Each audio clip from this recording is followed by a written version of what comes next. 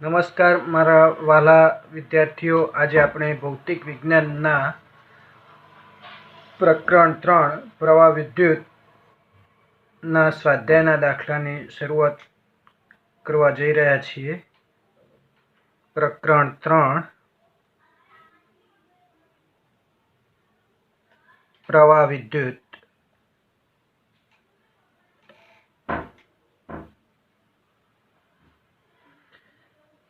તો સૌપ્રથમ સ્વાધ્યાયના દાખલા આપણે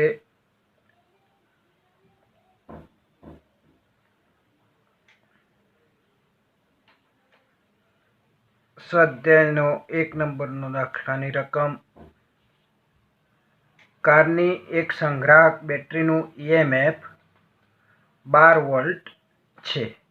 જો બેટરીનો આંતરિક અવરોધ 0.4 ઓહ્મ હોય તો બેટરીમાંથી કેટલો મહત્તમ પ્રવાહ ખેંચી શકાય? તો EMF આપેલું છે 12 વોલ્ટ. આંતરિક અવરોધ જેને સ્મોલ r વડે દર્શાવવામાં આવે છે, જે આપેલ છે 0.4 ઓહ્મ. કેપિટલ R બરાબર 0 અને I મેક્સિમમ શોધવાનો છે, મહત્તમ પ્રવાહ. તો I બરાબર E upon R plus R પરથી I બરાબર I મેક્સિમમ થાય તે માટે R બરાબર 0 લેતો R નું મૂલ્ય 0 લઈશું એટલે I ની જગ્યાએ I મેક્સિમમ થશે. E અપોન R સૂત્ર થશે. તો એનું મૂલ્ય આપણને આપેલ છે 12 અને R આપેલો છે 0.4, એટલે I મેક્સિમમનું મૂલ્ય મળશે 30 એમ્પિયર. સમજ આવી ગઈ હશે? એટલે પ્રવાહ મહત્તમ થવા માટે R નું મૂલ્ય કેટલું લેવું પડશે? 0. સ્વાધ્યાયનો 2 નંબરનો દાખલો જોઈએ. તો એની રકમ કે છે 10 વોલ્ટ જેટલું EMF અને 3 ઓહ્મ જેટલો આંતરિક અવરોધ.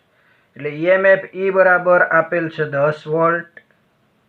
આંતરિક અવરોધ સ્મોલ r આપેલો છે 3 ઓહ્મ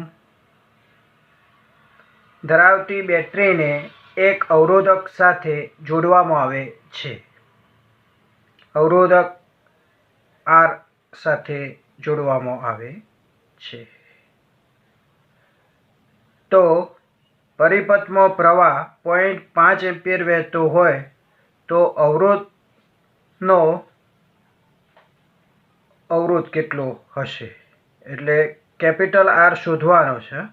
પ્રવાહ આપેલો છે I બરાબર 0.5 એમ્પિયર. જ્યારે પરિપથ બંધ હોય તે સ્થિતિમાં બેટરીનો ટર્મિનલ વોલ્ટેજ કેટલો હશે? એટલે ટર્મિનલ વોલ્ટેજ V પણ શોધવાનો છે.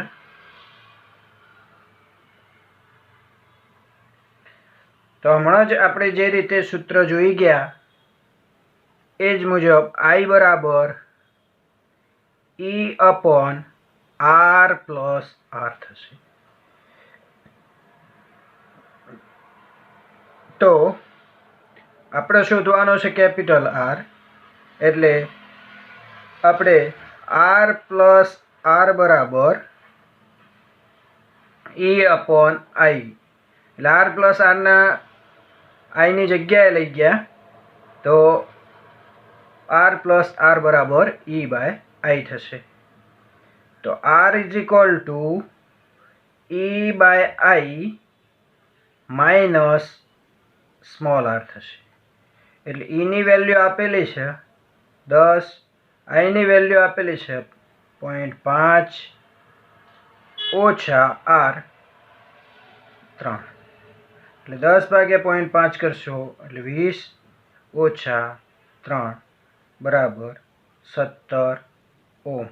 અવરોધનો એકમ ઓમ થાય એટલે R બરાબર 17 ઓમ થશે. અને ટર્મિનલ વોલ્ટેજ તો ઓમના નિયમ મુજબ V બરાબર IR કહેવાય. ઓમનો નિયમ તમે ધોરણ 10ની અંદર ભણી ગયા છો, જેના આધારે V બરાબર IR. તો આપણે શોધવાનો છે V ટર્મિનલ વોલ્ટેજ. તો આઈનું મૂલ્ય આપણી જોડે 0.5 છે અને અવરોધ R આપણે લાયા 17, એટલે 17 ગુણ્યા 0.5 કરશો તો ટર્મિનલ વોલ્ટેજ 8.5 વોલ્ટ મળશે. એટલે અહીંયા એ પણ દાખલો તમને સરસ રીતે સમજાઈ જશે. ત્યારબાદ સ્વાધ્યાયનો 3 નંબરનો દાખલો જોઈએ. 1 ઓમ, 2 ઓમ અને 3 ઓમના અવરોધો શ્રેણીમાં જોડેલા છે. આ સંયોજનોનો કુલ અવરોધ કેટલો હશે? એની અંદર બીજો પ્રશ્ન એવો છે કે જો આ સંયોજનને 12 વોલ્ટ જેટલું EMF અને અવગણ્ય આંતરિક અવરોધ ધરાવતી બેટરી સાથે જોડવામાં આવે તો દરેક અવરોધને છેડે વોલ્ટેજ તફાવત શોધવાનો છે. એટલે સ્વાધ્યાયનો 3 નંબર. અવરોધ R1 આપેલો છે 1 ઓમ, અવરોધ R2 આપેલો છે 2 ઓમ, અવરોધ R3 આપેલો છે 3 ઓમ. આ ત્રણેય અવરોધોને શ્રેણીમાં જોડેલા છે. તો શ્રેણી અવરોધનો સમતુલ્ય અવરોધ કહી શકાય, બરાબર. સમાસ અવરોધ પણ કહી શકાય. તો શ્રેણી એટલે સિરીઝ કહેવાય. સિરીઝના આપણે અંગ્રેજીમાં ના પ્રથમ અક્ષર ઉપરથી RS વડે દર્શાવીશું, એટલે R સિરીઝ શોધવાનો છે. પછી તમને એવું કીધું છે બીજા પ્રશ્નની અંદર, EMF નું મૂલ્ય 12 વોલ્ટ હોય, 12 વોલ્ટનું બેટરી ધરાવતું બેટરી લીધેલી છે, એટલે EMF એનું આપેલું છે 12 વોલ્ટ. આંતરિક અવરોધ કે છે અવગણી શકાય એવો, એટલે સ્મોલ r આપેલો છે 0. તો એ વખતે કે છે દરેક અવરોધને છેડે વોલ્ટેજનો તફાવત શોધવાનો છે. તો એ માટે સૌ પ્રથમ આપણે પ્રવાહ શોધવો પડશે I, અને દરેક અવરોધના છેડે વોલ્ટેજનો તફાવત એટલે V1, V2 અને V3 શોધવાના થશે. તો આની સર્કિટ દોરવી હોય તો અવરોધો કેવા જોડાણથી જોડાયેલા છે? શ્રેણી. તો અવરોધોનું શ્રેણી જોડાણ તમે ધોરણ 10ની અંદર ભણી ગયા છો. તો અવરોધ R1, R2 અને R3 શ્રેણીમાં જોડાયેલા છે. તેની સાથે બેટરી જોડાયેલી છે 10 વોલ્ટની. આંતરિક અવરોધ અવગણવાનો છે, એટલે આપણે આંતરિક અવરોધ આકૃતિમાં દર્શાવતા નથી. આ અવરોધ R1 છે, આ R2 અને આ R3. આ ત્રણ શ્રેણીમાં જોડાયેલા છે. બેટરી છે E બરાબર 10 વોલ્ટ છે. R1 આપેલો છે 1 ઓમ, R2 આપેલો છે 2 ઓમ, R3 આપેલો છે 3 ઓમ, બરાબર. અને એમના બે છેડા વચ્ચેનો વિદ્યુત સ્થિતિમાનનો તફાવત V1, V2 અને V3.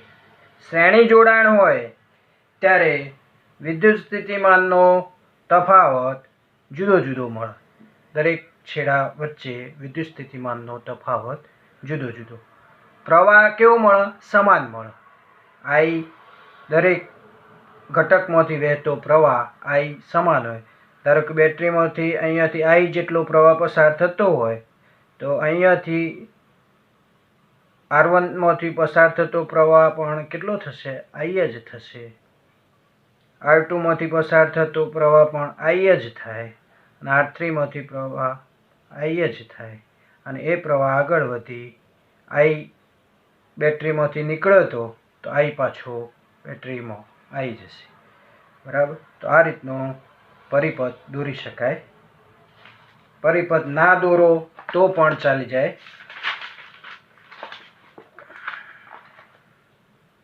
તો સૌ પ્રથમ આપણે શ્રેણી જોડાણનો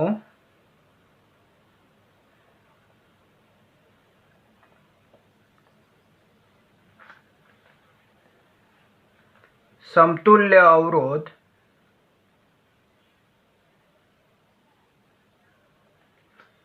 RS બરાબર R1 વત્તા R2 વત્તા R3 થશે. તો R1 નું મૂલ્ય આપણને 1 ઓમ આપેલું છે, R2 2 ઓમ અને R3 3 ઓમ, એટલે ટોટલ 6 ઓમ જવાબ મળશે.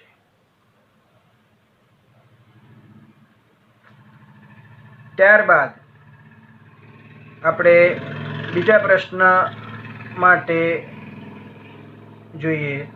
તો ધારો કે V1 V2 અને V3 અનુક્રમે R1 R2 અને R3 ના બે છેડા વચ્ચેનો PD છે. એટલે ઓમના નિયમ મુજબ I બરાબર, હમણાં આગળ આપણે સૂત્ર જોઈ ગયા, E/R પ્લસ R પરથી I બરાબર E/R થશે. કારણ E/RS, કારણ R બરાબર 0, R નું મૂલ્ય 0 આપેલ છે. તો એના ઉપરથી E નું મૂલ્ય આપણે જાણીએ છીએ, E નું મૂલ્ય છે 12 વોલ્ટ અને RS આપણે લાયા 6, તો I મળશે 2 એમ્પિયર. તો આ પ્રવાહ I મળ્યો. પણ આપણે શોધવાનું શું છે? V1 V2 અને V3, દરેક અવરોધના બે છેડા વચ્ચે વોલ્ટેજનો તફાવત. તો અવરોધ R1 ના બે છેડા વચ્ચેનો વિદ્યુત સ્થિતિમાનનો તફાવત V1 થાય. તો ઓમના નિયમ મુજબ V1 બરાબર I R1 થાય. તો I આપણે લાયા છીએ 2, R1 નું મૂલ્ય 1 આપેલું છે, તો V1 આપણને કેટલું મળશે? 2 વોલ્ટ. એ જ રીતે અવરોધ R2 ના બે છેડા વચ્ચેનો વિદ્યુત સ્થિતિમાનનો તફાવત V2 બરાબર I R2 થશે. તો I આપેલો છે 2, R2 આપેલો છે 2, તો V2 બરાબર 4 વોલ્ટ થશે. એ જ રીતે અવરોધ R3 ના બે છેડા વચ્ચેનો વિદ્યુત સ્થિતિમાનનો તફાવત લઈશું, તો V3 I R3 થશે. તો I આપેલો છે 2, R3 આપેલો છે 3, એટલે V3 બરાબર આપણને 6 વોલ્ટ મળશે. તો આ રીતે આપણો દાખલા નંબર 3 પણ પૂર્ણ થશે. સમજ પડે છે ને વિદ્યાર્થી મિત્રો?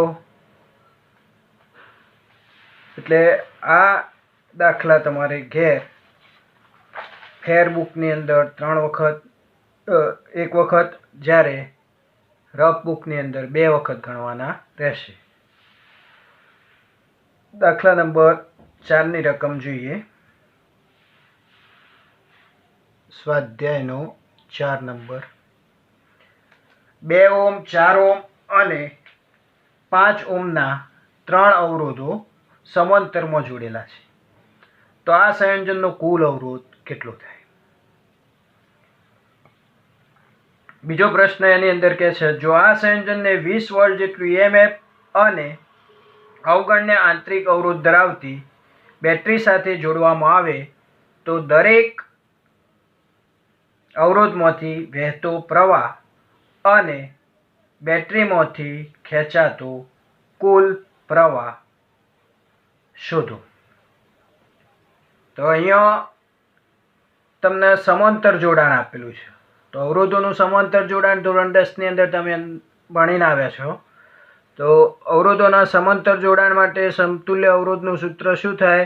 1/r p બરાબર 1/r1 વત્તા 1/r2 વત્તા અપ ટુ 1/rn, જો n અવરોધો જોડાયેલા હોય તો. પણ આપણને આ દાખલાની અંદર 3 અવરોધો આપેલા છે, R1 R2 અને R3. તો સૂત્ર આપણે 3 સુધી જ લખવાનું રહેશે. તો અવરોધ R1 આપેલો છે 2 ઓહ્મ, અવરોધ R2 આપેલો છે 4 ઓહ્મ, અવરોધ R3 આપેલો છે 5 ઓહ્મ. અને એનો સમતુલ્ય અવરોધ શ્રેણી જોડાણ હતું તો આપણે RS લખતા હતા. સમાંતર જોડાણ એટલે અંગ્રેજીમાં એને પેરેલલ કહેવાય, એટલે RP શોધવાનો છે. બેટરીનું EMF આપેલું છે E બરાબર 20 વોલ્ટ. આંતરિક અવરોધ અવગણવાનો છે એટલે R બરાબર 0, સ્મોલ r 0. દરેક અવરોધમાંથી વહેતો પ્રવાહ શોધવાનો છે, એટલે R1 માંથી વહેતો પ્રવાહ આપણે લઈશું I1, R2 માંથી વહેતો પ્રવાહ I2 અને R3 માંથી વહેતો પ્રવાહ I3, અને કુલ પ્રવાહ I પણ શોધવાનો છે. તો સમાંતર જોડાણ બતાવવું હોય પરિપથની અંદર તો આ રીતે બતાવી શકાય.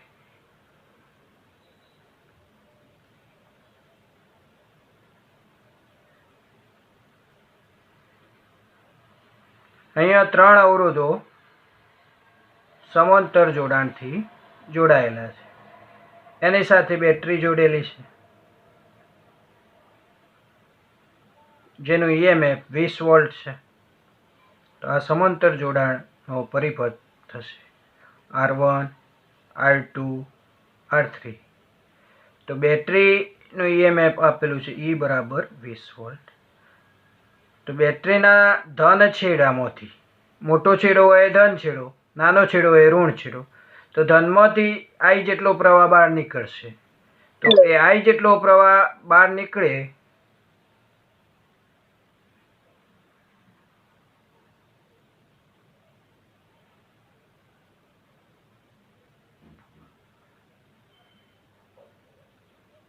I જેટલો પ્રવાહ બહાર નીકળે એટલે અહીંયા આ બિંદુને જંકશન બિંદુ કહેવાય.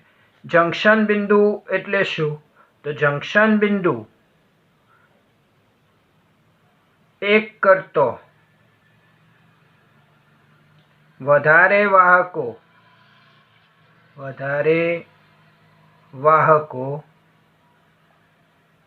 ભેગા થતા હોય તે બિંદુને જંકશન બિંદુ કહે છે.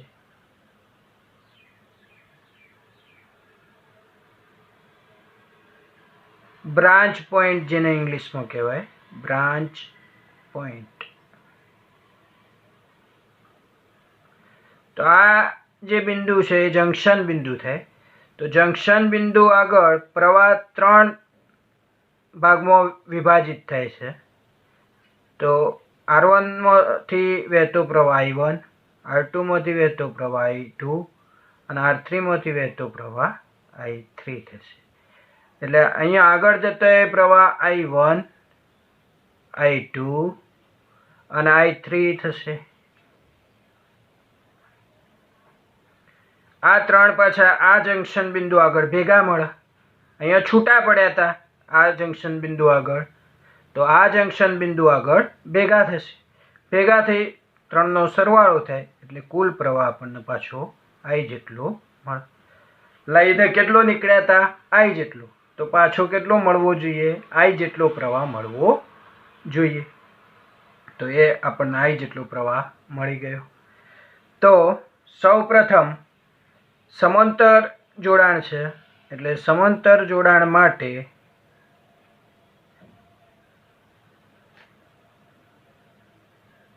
સમતુલ્ય અવરોધ 1/RP ઇઝ ઇક્વલ ટુ, અહીંયા 3 અવરોધ છે. ઉપર જે સૂત્ર લખ્યું છે એ n અવરોધો માટેનું સૂત્ર છે, પણ આપણા જોડાણની અંદર 3 અવરોધો જોડાયેલા છે. એટલે 1/RP બરાબર 1/R1 વત્તા 1/R2 વત્તા 1/R3 લઈશું. તો આની અંદર આપણે કિંમત લઈશું. R1 ની કિંમત 2 ઓહ્મ, R2 ની કિંમત 4 ઓહ્મ, R3 ની કિંમત 5 ઓહ્મ. તો 2, 4 અને 5 નો લસા લેવાનો થશે. તો 2, 4 અને 5 નો લસા એ 20 થશે. એટલે અહીંયા 2 છે તો ઉપર 10 વડે ગુણાશે.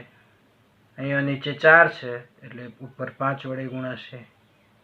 અહીંયા 5 છે તો 4 ગુણાય એટલે 10 વત્તા 5 વત્તા 4 એટલે 19/20. તો RP એનો સમતુલ્ય અવરોધ એટલે વ્યસ્ત લેવાનો થશે. વ્યસ્ત લેશો એટલે RP તમને મળશે 20/19 ઓહ્મ. અવરોધનો એકમ ઓહ્મ થાય. આંતરિક અવરોધ હોય કે બાહ્ય અવરોધ હોય. આંતરિક અવરોધ હોય તો સ્મોલ r વડે દર્શાવાય, બાહ્ય અવરોધ હોય તો કેપિટલ R વડે દર્શાવાય. એટલે બંનેનો એકમ સમાન જ થાય છે. પરંતુ હજી આપણે આગળ I1, I2 અને I3 પ્રવાહો શોધવાના છે અને કુલ પ્રવાહ પણ શોધવાનો છે.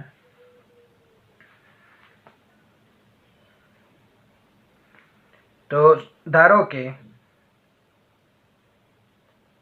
I1, I2 અને I3 પ્રવાહો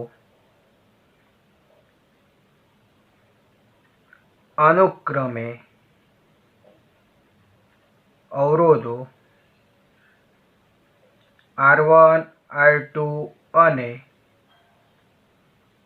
R3 માંથી પસાર થાય છે.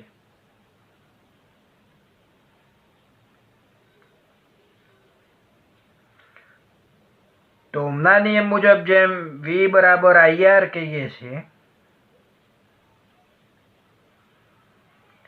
તે જ રીતે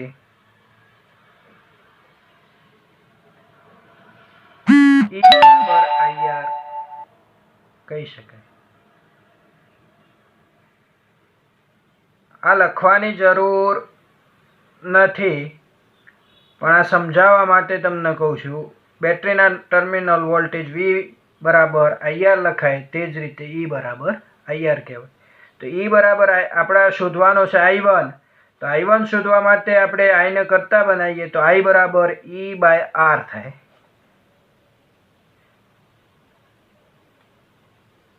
પણ I1 શોધવું હોય તો E1/R1 થશે. તો E આપણને આપેલો છે 20, R1 આપેલો છે 2, એટલે 20/2 કરશો એટલે I1 તમને મળશે 10 એમ્પિયર. એ જ રીતે I2 બરાબર E/R2 લઈશું. તો E આપેલો છે 20 અને R2 આપેલો છે 4, એટલે I2 બરાબર 5 એમ્પિયર મળશે.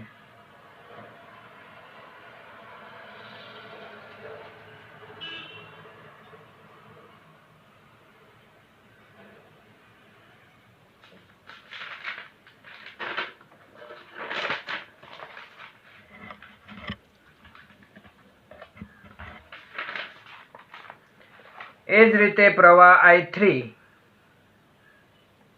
બરાબર E/R3 થશે.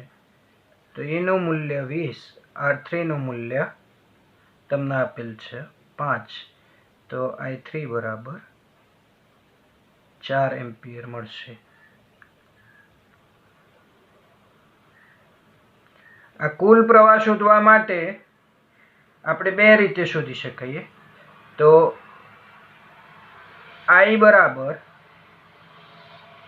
એક રીત છે E/RP લઈ લેવાનું. તો E આપેલો છે 20 અને RP આપણે આગળ શોધી લાયા છીએ આરપી 20/19 છે.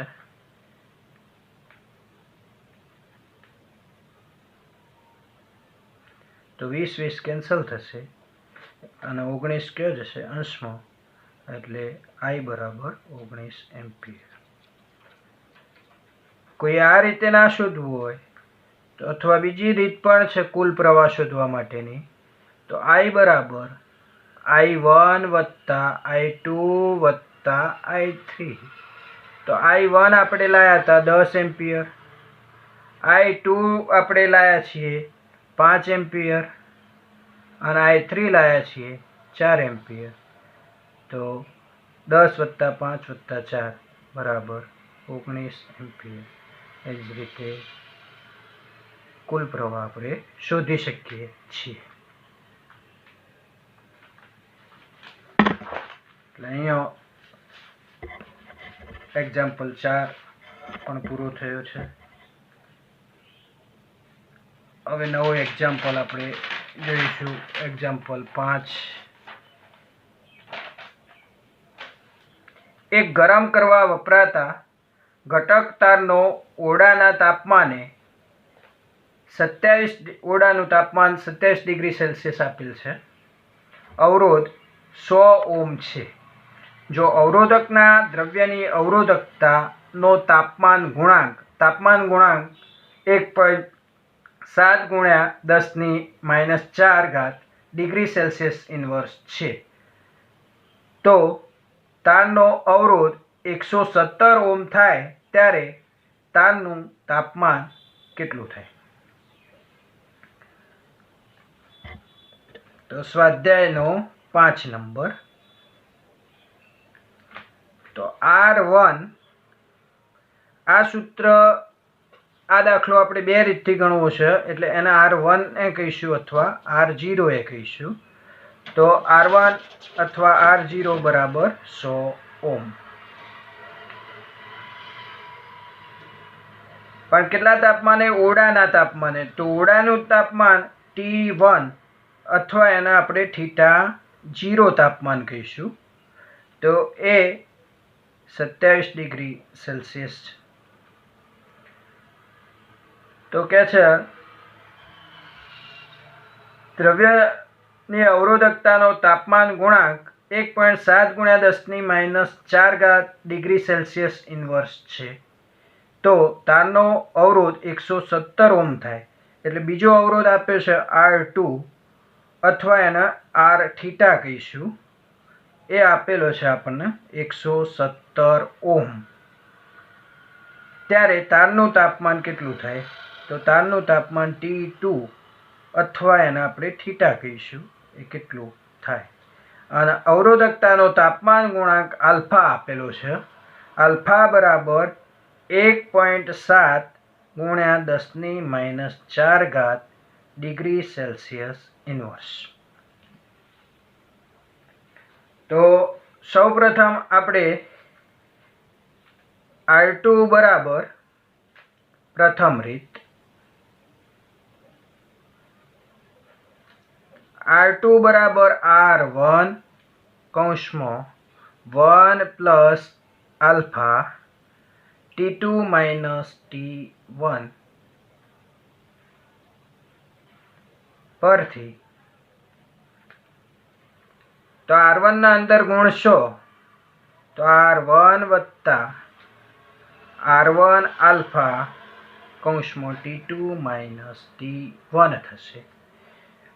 આ જે R1 છે પ્રથમ પદ, એને આ સાઈડ લાવશો તો R2 માઇનસ R1 બરાબર R1 આલ્ફા કૌંસમાં T2 માઇનસ T1 થશે.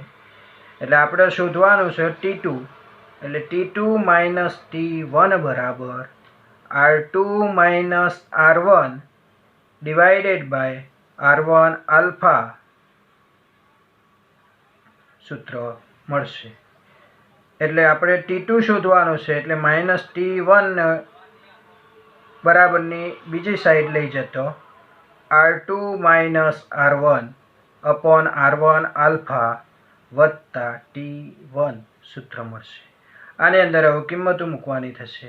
તો R2 આપેલ છે 117 ઓછા R1 આપેલું છે 100 ભાગ્યા R1 100 ગુણ્યા 1.7 ગુણ્યા 10⁻⁴ વત્તા 27. તો 117 માંથી 100 બાદ થશે એટલે 17 બરાબર. એટલે આનું કેલ્ક્યુલેશન કરશો તો તમને 1000 મળશે વત્તા 27 એટલે 1027 ડિગ્રી સેલ્સિયસ. અવરોધકતાના તાપમાન ગુણાંકનો એકમ ડિગ્રી સેલ્સિયસ ઇન્વર્સ અથવા કેલ્વિન ઇન્વર્સ પણ લઈ શકાય. પણ અહીંયા આપણને તાપમાન ગુણાંક એ ડિગ્રી સેલ્સિયસ ઇન્વર્સમાં આપેલ છે, તો તાપમાન પણ આપણું થશે ડિગ્રી સેલ્સિયસની અંદર. બીજી રીત આપણે જોઈએ. બીજી રીત તો સૂત્ર તો પેલા જેવું જ થશે. R2 લખતા હતા એની જગ્યાએ R theta is equal two R0 કૌંસમાં 1 plus alpha theta minus theta 0.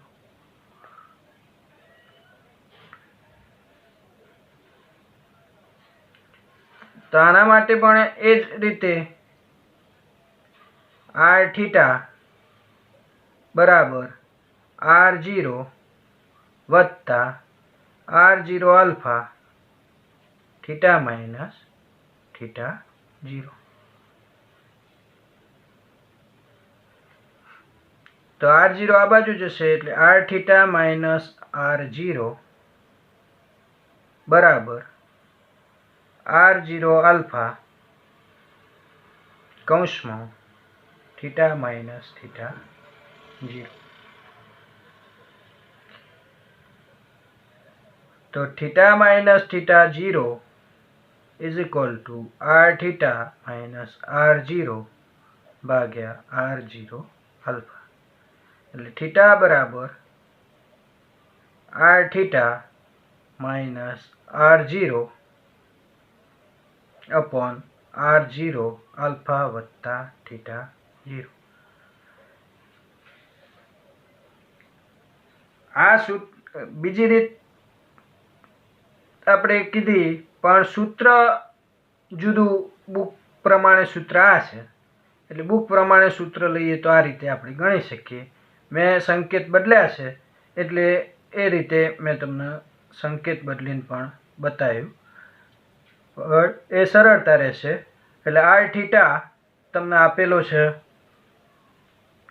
117, R0 100 એટલે 100 ગુણ્યા 1.7 ગુણ્યા 10⁻⁴ વત્તા થીટા 0 આપણને આપેલો છે 27. તો તમને જવાબ 1000 વત્તા 27 બરાબર 1027 ડિગ્રી સેલ્સિયસ. તો